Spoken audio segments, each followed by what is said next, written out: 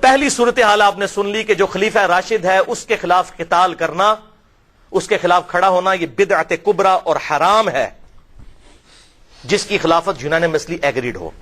اب دوسری صورتحال یہ ہو سکتی ہے کہ خلیفہ کی حکومت قائم ہوئی صحیح طریقے سے، لیکن اس خلیفہ کے اعمال برے ہیں، حرام کام بھی کرتا ہے، حلال کام بھی کرتا ہے، لیکن اس سے کوئی واضح کفر سرزد نہیں ہوتا، یعنی تارک الصلاۃ نہیں ہے وہ، یا کوئی اعلانیہ کفریہ بات نہیں کرتا، تو ایسے حکمران کے خلاف بھی خروج بخاری اور مسلم کی احادیث کی روشنی میں حرام ہے۔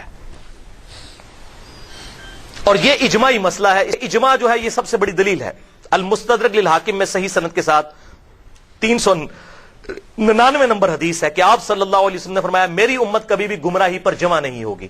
جس بات پر امت کا اجماع ہو، یعنی ایک موقف ہو، اس میں کتاب اللہ اور سنت کے بارے میں کوئی دلیل کی ضرورت نہیں ہے، الحمدللہ۔ جیسے یہ کتاب اللہ ہے، مصحف، اس پہ اجماع ہے اہل سنت کا، اہل تشیع کا، سب کا۔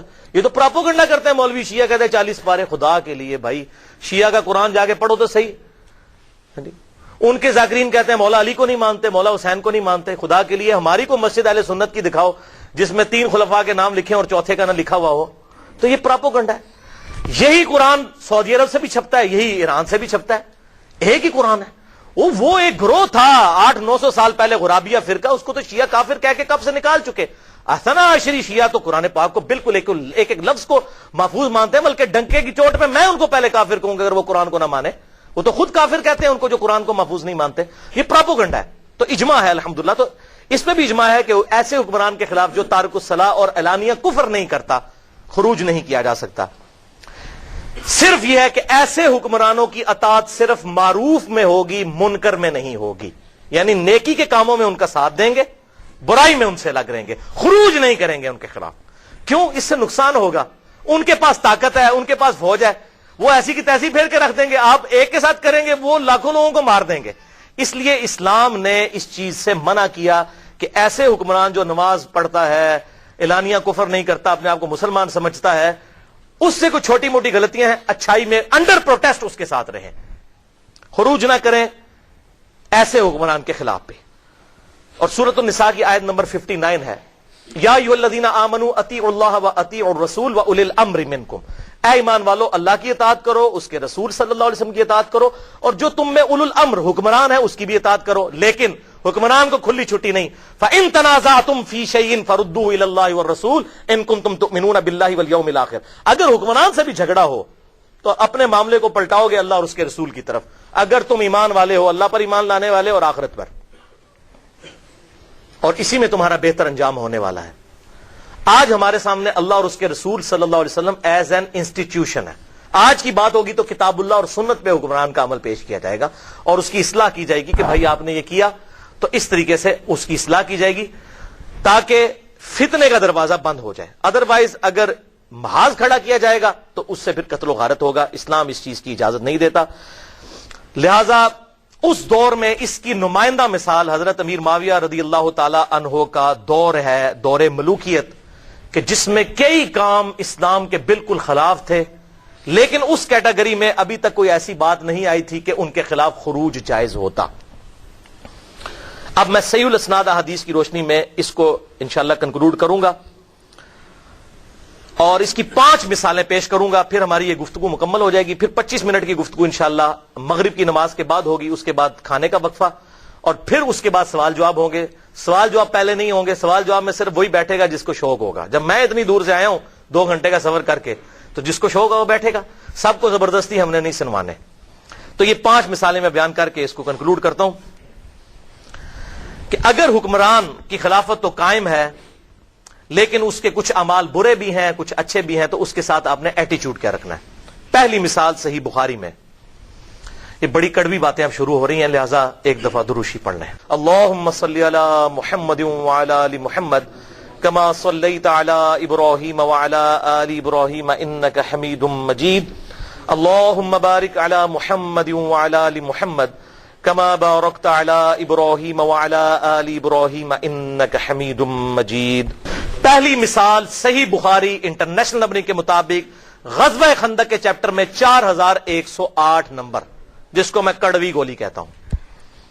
صفین میں تحکیم کے مسئلے کے بعد جب حضرت امیر معاویہ رضی اللہ تعالیٰ عنہ مدینہ شریف آئے تو وہاں پر انہوں نے ایک تقریر کی. صحیح بخاری 4108. بخاری میں نہ نکلے جو چور کی سزا وہ میری، بلکہ جو مرتد کی سزا وہ میری سزا، لیکن اگر نکل آئے تو ان مولویوں کے گریبان پکڑیں کہ یہ حق بات آپ کو کیوں نہیں بتاتے. بخاری میں نہیں لکھی پائی جی. وہی بات جو وہ سعودی عرب کا مولوی مجھے کہتا ہے مسجد حرام میں بیٹھا ہوا کہ حدیثاں کتوں کٹیاں نے، میں کہ ایتھوں ہی گئی ہیں تسی چھڑ دیتی ہیں پڑھ لی ہیں. بخاری شریف حدیثیں تو آپ صلی اللہ علیہ وسلم کی یہیں سے نکلی ہیں نا. ذالک فضل اللہ یؤتی من یشاء. اس کے لیے تو نہ داڑھی سفید ہونے کی ضرورت ہے، علم وراثت میں نہیں، اللہ تعالیٰ جس کو عطا فرمائے. بخاری 4108. تو تحکیم کے مسئلے کے بعد جب حضرت امیر معاویہ رضی اللہ تعالیٰ عنہ مدینہ شریف آئے تو وہاں انہوں نے ایک تقریر کی، خطبہ دیا. وہ خطبہ دیا تو حضرت حفصہ ام المؤمنین جو حضرت عمر کی بیٹی اور عبداللہ بن عمر کی بہن تھی، انہوں نے عبداللہ بن عمر کو کہا کہ عبداللہ ایسا کرو کہ امیر معاویہ آئے ہیں اور وہ تقریر کر رہے ہیں، تم جا کے ان کی تقریر سنو، کہیں ایسا نہ ہو کہ تمہاری غیر موجودگی فتنہ سمجھ لیا جائے کہ کوئی حضرت عبداللہ بن عمر کوئی اپنی مہم چلا رہے ہیں. جیسے یہاں بھی اگر وہ پارٹی میں سے کوئی مین بندہ نکلے ہو کہتے ہیں دوسری پارٹی نہ ٹور گیا ہوئے.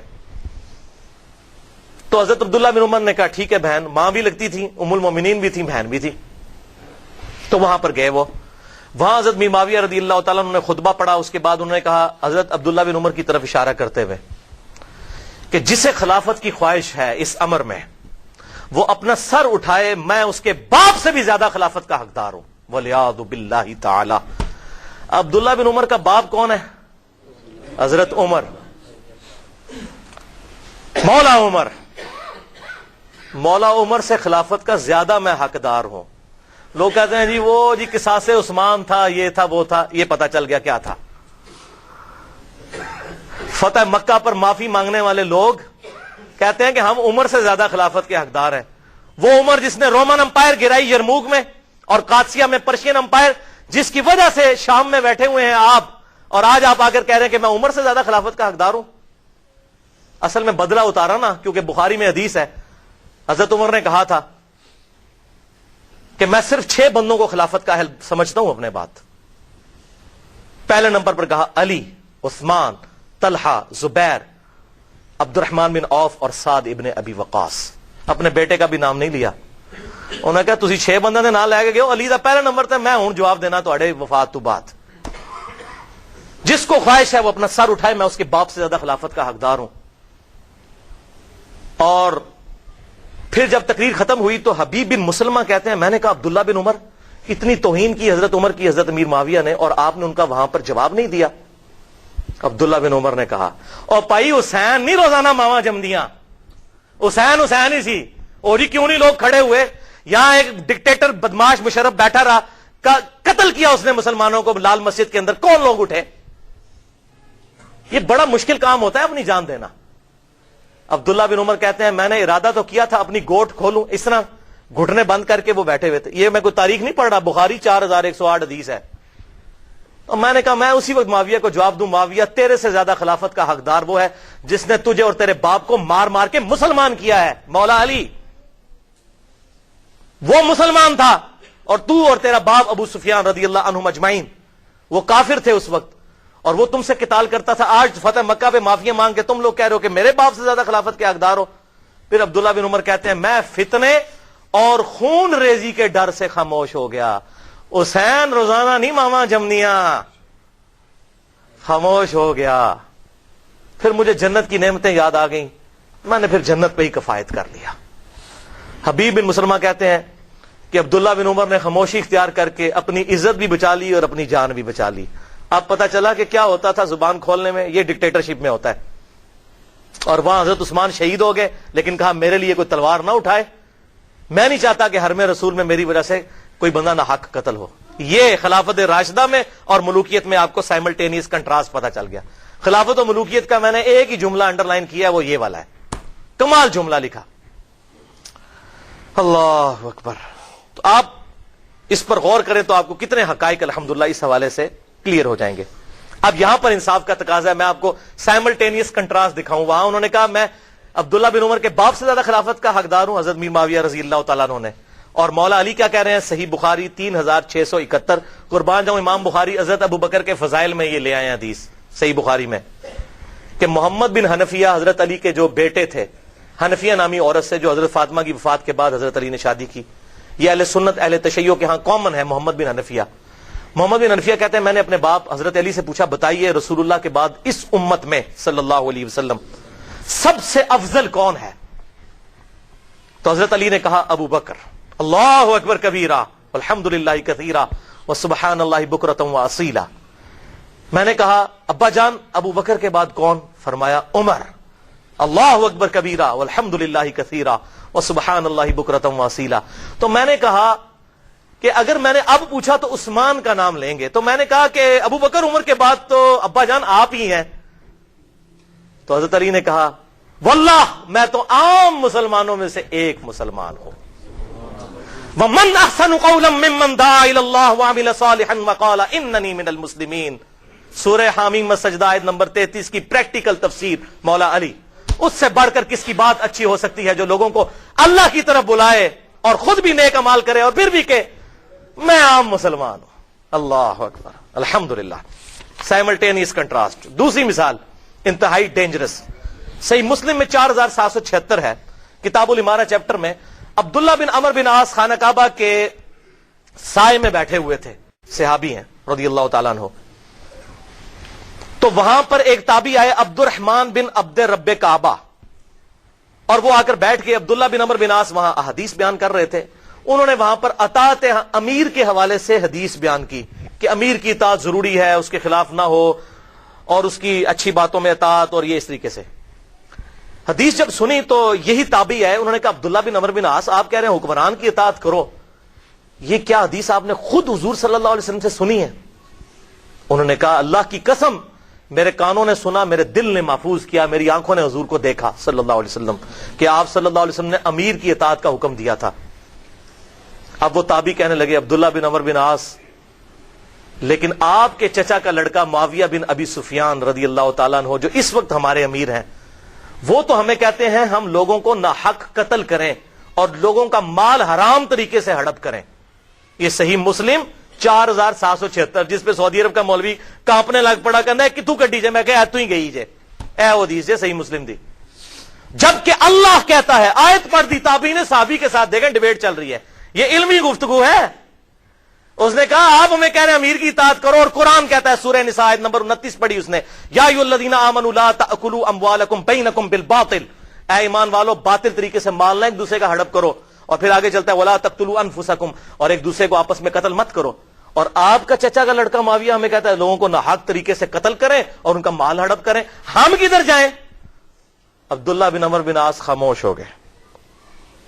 تھوڑی دیر بعد سر اٹھایا اور کہا کہ معاویہ کی اطاعت کرو اللہ کی اطاعت کے اندر، اور معاویہ کی نافرمانی کرو جب وہ اللہ کے خلاف تمہیں بات بتائے. یہ وہ بات ہے. یہ ہم کہتے ہیں حکمرانوں کے خلاف اس طریقے سے ایٹیچیوڈ ہونا چاہیے کہ اگر وہ کفر کریں اعلانیہ پھر معاملہ الگ ہے. اور بخاری اور مسلم کی متفق حدیث ہے حضرت علی سے کہ حضور صلی اللہ علیہ وسلم نے فرمایا کہ حکمران کی اطاعت امیر کی اطاعت صرف معروف میں ہے، بھلائی کے کاموں میں. اگر وہ برائی کے کاموں میں کہتا ہے اس میں کوئی اطاعت نہیں، اللہ کی نافرمانی میں اپنے امیر کی اطاعت نہیں کر سکتے. اللہ اکبر کبیرہ. اسی طریقے سے بخاری اور مسلم میں ایک حدیث آتی ہے کہ ایک صحابی کو حضور صلی اللہ علیہ وسلم نے کہیں پر امیر بنا کر بھیجا، تو ان کے ساتھ باقی اصحاب بھی تھے. اس نے وہاں پر لکڑیاں اکٹھی کی، ان کو آگ لگائی اور کہا اس میں چھلانگ لگاؤ، میں تمہارا امیر ہوں، میری اطاعت کرو. اے چنگی زبردستی ہے. تو صحابہ نے کہا اے گل تو نہیں مننی تہاڈی، اسی ہم نے آپ کی یہ بات نہیں ماننی، اور چھلانگ نہیں لگائی. اور حضور صلی اللہ علیہ وسلم تک شکایت واپسی پہ پہنچی. آپ نے فرمایا اگر یہ اپنے امیر کی اطاعت کر کے اس لکڑی کی آگ میں کودتے تو دوزخ کی آگ میں جا کے نکلتے. اطاعت صرف معروف میں ہوگی، منکر میں نہیں ہوگی. اللہ اکبر.